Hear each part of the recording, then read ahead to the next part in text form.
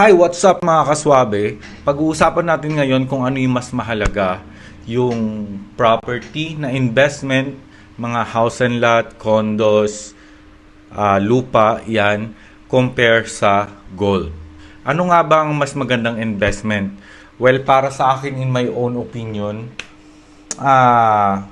ganito kasi yan. Kung dito magandang investment ang property,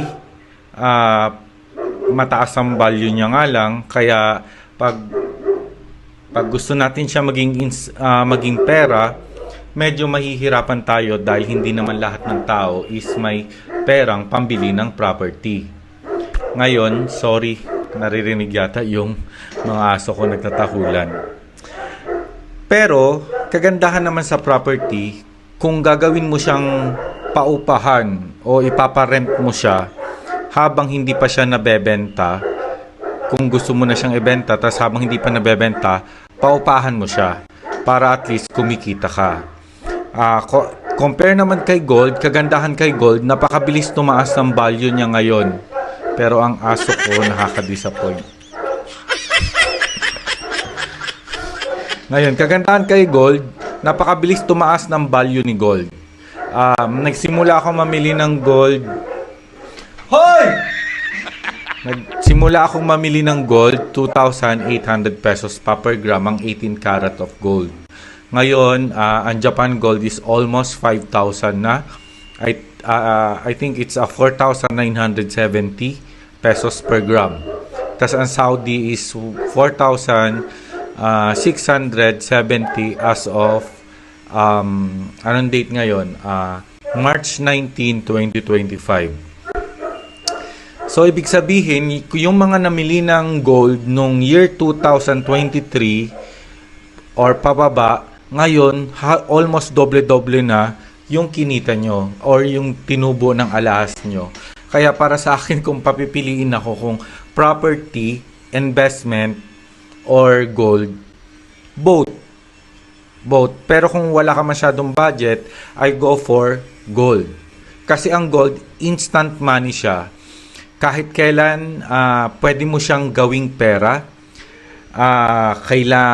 Pwede mo siyang isanla, pwede mo siyang ibenta, automatic napakabilis ng gold. At kagandahan sa gold kasi, hindi siya nagde-depreciate compare sa mga gadgets, sa mga iPhones. Diba? Pagkakabili mo pa lang ng iPhone, depreciated na. Pero ang gold, the more na tumatagal sa'yo, the more siyang lumalaki yung value. And then, katulad nito, itong sing-sing ko na to, binili ko lang siya ng 2,000, itong Bulgari ring kong to, yan. Binili ko lang siya ng nasa 2,800 per gram pa dati. It's almost 5 gram to eh. So ngayon, kung 2,800 per gram pa dati, magkano na siya ngayon? Ang Saudi gold ngayon ay 4,760 or 4,670. Medyo nalito ako kahapon kasi kahapon galing ako doon. And ang presyo nito ngayon is 20,000 pesos. 23,000, tama ba? Yung computation ko. Samantalang dati is nasa ano lang to. Mga nasa 10,000 plus lang to dati. So, tubong-tubo na. Ang Japan gold naman kasi, napaka-solid kasi. Yung mga napaka-solid kasi mabigat, kaya medyo mahal si Japan gold. Ngayon, para sa inyo, ano ang mas gusto nyo? Property o gold? Kung property, hindi mo siya mabebenta agad kasi napakataas ang value niya. Hindi lahat ng tao kayang i-afford bilhin yon. It takes time bago mabili yon.